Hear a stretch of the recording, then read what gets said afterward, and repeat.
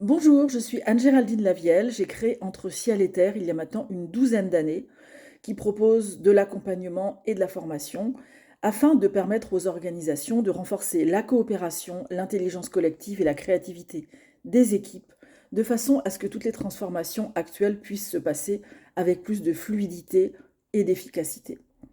Alors, j'entends aujourd'hui beaucoup d'organisations qui me disent qu'elles n'ont pas le budget pour se faire accompagner.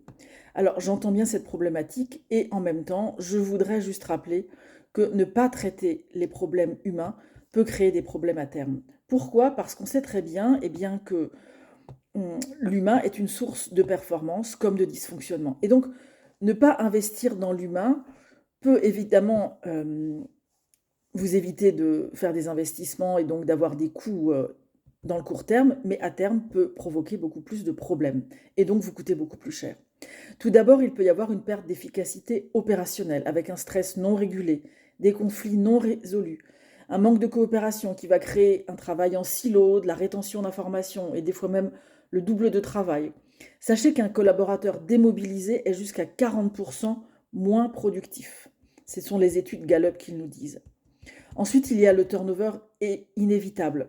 Si les personnes ne sont pas suffisamment motivées, elles vont finir par partir. Et donc, il y a un coût caché élevé. Sachez que le départ d'un salarié coûte en moyenne entre 6 à 18 mois de salaire brut selon son poste. L'absentéisme ou la démission silencieuse peut aussi être un facteur de désengagement chronique qui va impacter durablement la performance.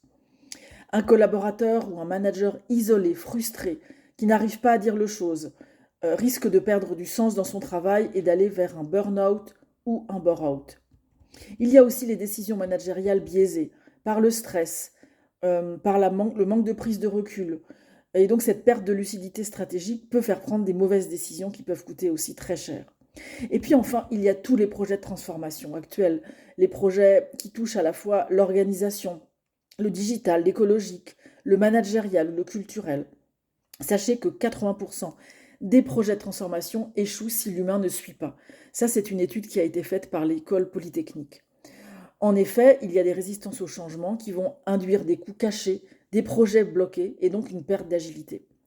Alors, qu'est-ce que vous avez à gagner à traiter tous ces sujets finalement? Une fidélisation accrue, une communication plus apaisée, de l'énergie et de la clarté retrouvée, plus d'implication des équipes et donc plus d'efficacité dans le travail. Et on sait que quand les équipes sont efficaces et que tout le monde va dans le même sens, eh bien, il y a aussi un impact financier.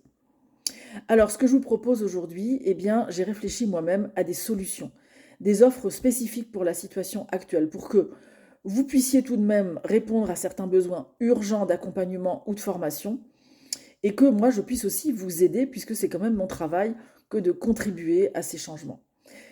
Je vous ai mis ça dans un document en pièces jointes. N'hésitez pas à revenir vers moi si vous avez des questions, et de toute façon, je reprendrai contact avec vous d'ici quelques semaines. Je vous souhaite une bonne réflexion et je suis sûre qu'avec de la créativité, on trouvera des solutions à vos problèmes. Au revoir.